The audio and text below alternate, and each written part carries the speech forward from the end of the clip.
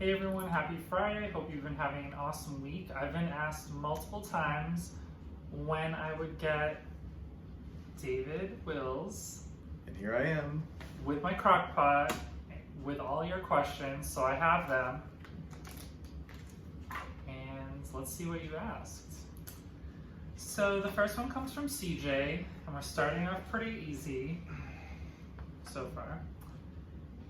Do you like to cook, and what is your favorite meal to make?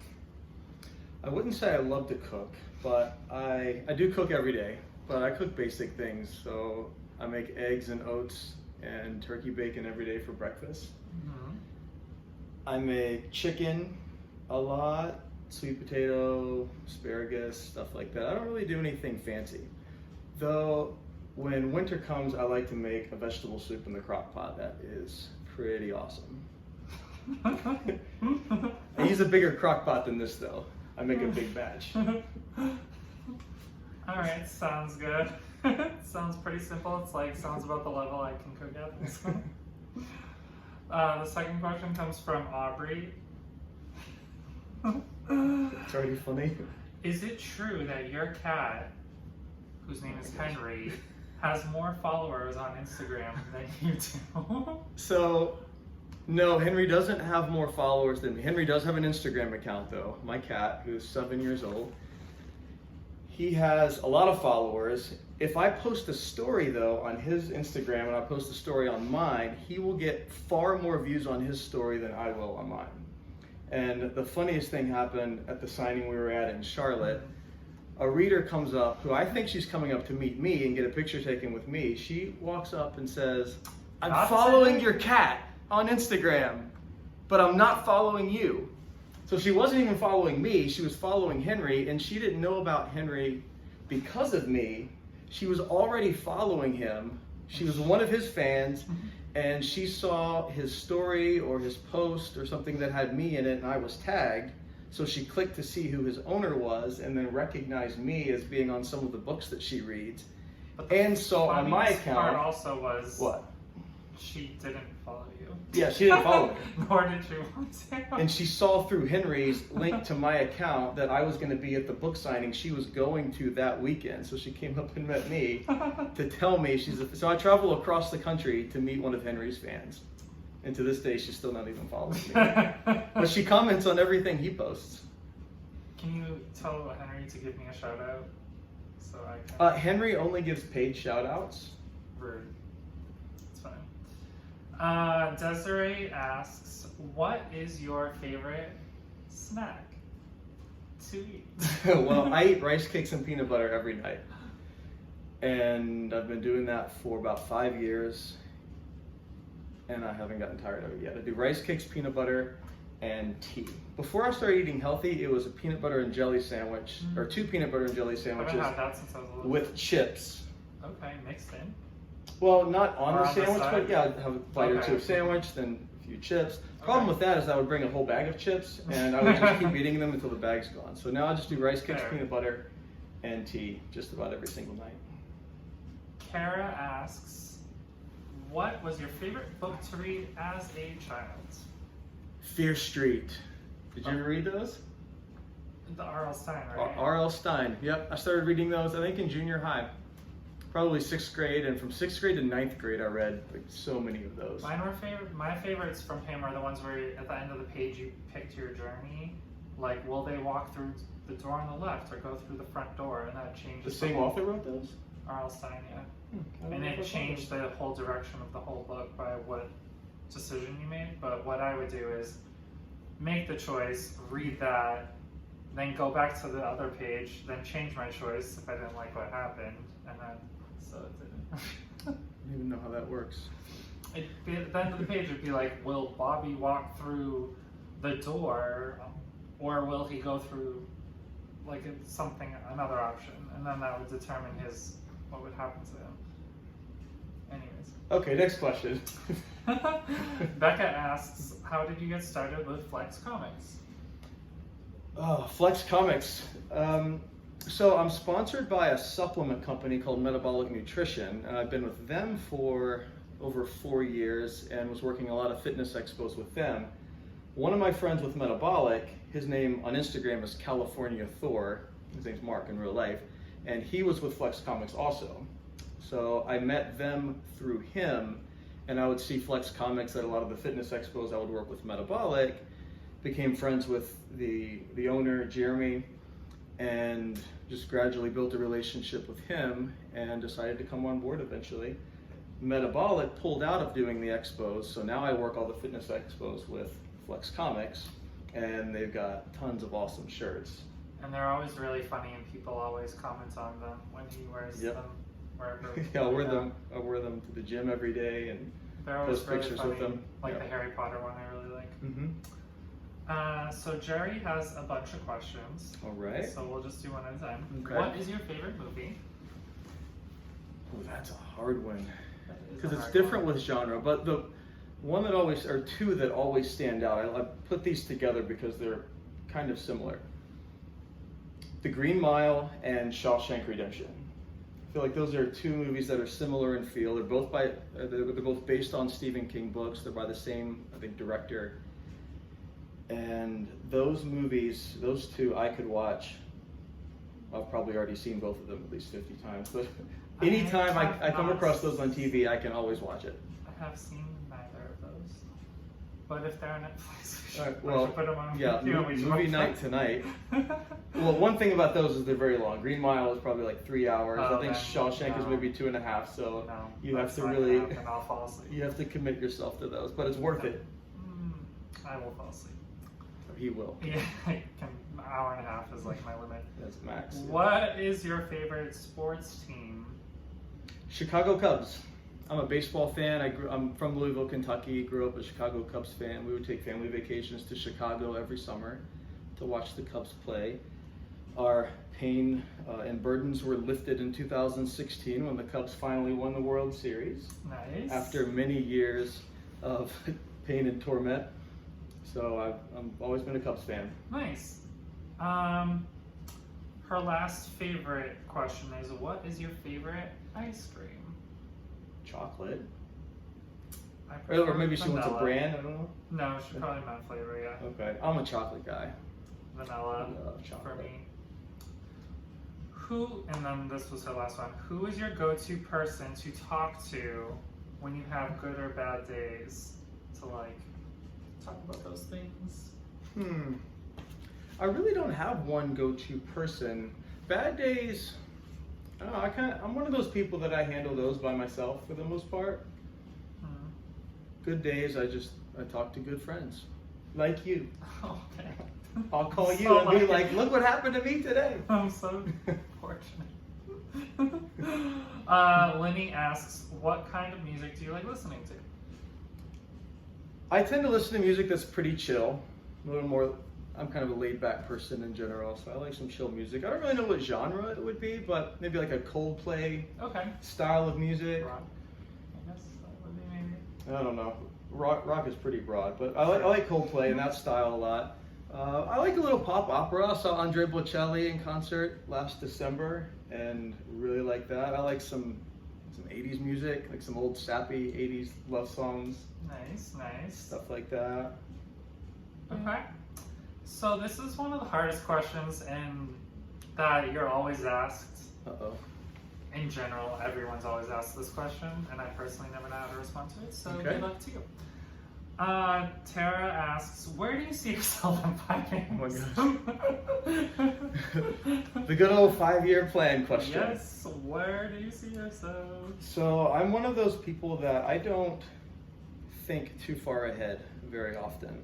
For most of my adult life, I felt like my road was pretty planned out. Solidified. And at most points in my adult life, I knew where I was going to be, or at least where I thought I was going to be in 5 years. At this point, the way I see it is in 5 years, I see myself being happy That's a good and start. pursuing whatever it is I'm passionate about at that point, which might be I like something completely different than what I'm passionate about now. I might discover Yeah. something brand Things new in change. 2 years or 3 years, and I want to allow myself to be free to pursue that if I find a new interest in 3 or 4 years. and not hold myself back because I boxed myself into something else that Sure. I might not like in 5 years. Yeah. So I'm going to be happy in 5 years. That's what I think. I would like to say the same for myself. And people always change too. Like what you like now is not necessarily what you're going to like in the future. So why, box yourself in. I'm really, really curious to see what you're gonna say to this one. Stephanie asks, "What is the best and worst part about working with me?" How rude, Stephanie. Oh my goodness. Where do I even begin on this one? Yikes. Well, the best is probably his singing. So that's the worst part, because I can't. Because he always sings. If you ever ride in the car with him, he will sing to every song that's on the radio. It's true. All right, so just kidding. So the best part about working, so this is more of a business perspective. Anyone who's done a lot of photo shoots and dealt with photographers, has worked with many photographers or communicated with photographers, has dealt with some who are either unreliable, unprofessional, maybe a little weird or shady or creepy, or they don't get pictures back. And one thing I can say about Chris is that he has always been very professional. You're not supposed to laugh. I'm being serious right now. Just kidding. No, but from the first time I met him, he was very professional. And just a nice person, easy to work with. And I think anyone you ask that same question to will have the same feelings about working with him. Ah, thanks, Dave. I feel the same about you. And of course you do while we're on camera. And the worst part is the singing. I can't disagree because I cannot sing. Part of the singing is though to stay awake. To stay awake, yeah, because he can't drive for any longer than like 30 minutes without falling asleep, unless he's singing at full volume. Yeah, it does help a lot. Michelle asks, "Do you really like Snoopy?" Which I have a feeling is about Flex Comics. Isn't that one of the shirts you wear? Yeah, a shirt that I wear a lot is the Flex Comics shirt that has Snoopy on it. I think it says lifting is my therapy, something like that. Yeah, that sounds right. So she probably just notices on my Instagram or Facebook stories that I'll take pictures while I'm at the gym, and I'll just happen to be wearing that shirt. I do like Snoopy, but I don't have a particular thing for Snoopy over anyone else. But it is one of my favorite Flex Comic shirts. The Harry Potter one is my favorite one that you have. Katie asks, "Do you ever miss academia?" No, I don't. Well, I don't because that's not what I want anymore. I did love it at one time. I do miss teaching a little bit. I really enjoyed being in the classroom, the rapport you can build with students, especially teaching at a college level and being closer to their age. That was kind of neat. But academia as a whole, I don't miss that, on all the pressures that go with that and all the papers you have to write and research. And so, no, and like I said, I'm not passionate about it anymore. So the thought of doing that now is not a good time. No, not something not part of your 5-year plan. No, I've moved on. Luis asks, I love this question. Okay. I've gotten asked this one before too. What would you tell your younger self knowing what you know now? Do what you want to do. Do what you want to do in life, and don't make those decisions because of other people or fear or any other pressures. Because at the end of the day, you have to look yourself in the mirror and be happy with the decisions you've made, or regret the decisions you made or didn't make. And I know for me, at least when I was younger, I made a lot of decisions because of other people. You know, what are my parents going to say? Or what are these people going to say? Or what if I fail and then I'm going to have to answer these questions? Same. And the older I've gotten, the more I look back and I think, I should have just done that thing that I wanted to do. And I should have just gone there, and I should have met that person and all of these things. And if it didn't work out, oh well, it didn't work out. You move on and at least you tried. And you do the next thing. Yep. I'll never regret. Our answer was the exact same. Was it? You said the same thing? I said the same thing. I'll never regret doing what I want to do. Yeah. Regardless of how it turns out, if I want to do something and I do it, I'll never regret that. I'll only regret the things that I didn't try, and I'll just wonder what if. So true. And So we answered that the same? We High really five. did. Donna asks, what was your favorite childhood memory with your grandparents? So it'd be my grandmother's. I didn't have any grandfathers. They both passed away before I was born. But I had both of my grandmothers for the first 17 to 18 years of my life. And they would come over every Sunday for dinner. Oh. So one grandmother would pick up the other one, and they would drive over. And every Sunday, that was I've always been very close to my family. I've got 3 siblings, and my parents, and they're all in Kentucky. And my mom loves just hosting people at the house and cooking dinner, and so we'd have the grandmothers over every Sunday. Any particular meal that everyone loves? Well, she'd always have mashed potatoes, chicken. My favorite, She'd make homemade noodles that were really good. Nice. This. I like when you laugh before these. I mean, I wrote them down so you think I wouldn't have a reaction because I already know what they say, but that is not true. So Patricia asks, have you ever been mistaken for Superman? I've never thought of myself as looking like Superman, but a lot of people say it. I can see it. Yeah, just random people on the street or someone that I'll walk by at the gym or on the subway or whatever. I've just had a lot of people say, "Oh man, you look like Superman." I was like, well, "Thanks." Future Halloween costume? I have done that one before. I was gonna say. Well, I did the Clark Kent with the Superman underneath, a little button-up shirt, a little bit open, and glasses. Classic. Can you curl the hair up here a little bit? Anna asks, what one skill would you like to have that you don't currently have? That's a tough one. Yeah, I don't know the answer to that.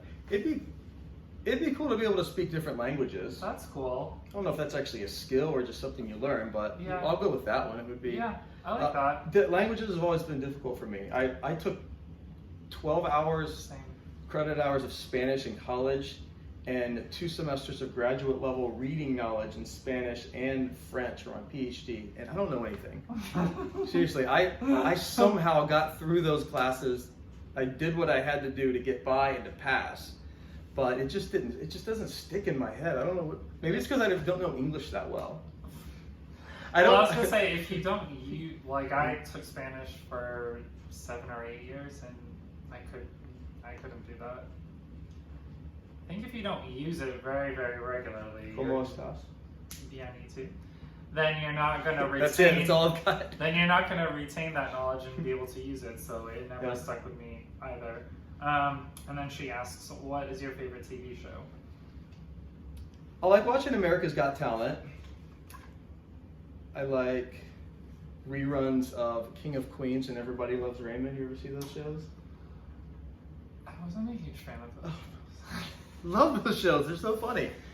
I'd say Friends over either. No, Friends is pretty good, but my dad loves King of Queens and Everybody Loves Raymond too. So every time I go home to visit, my dad and I will.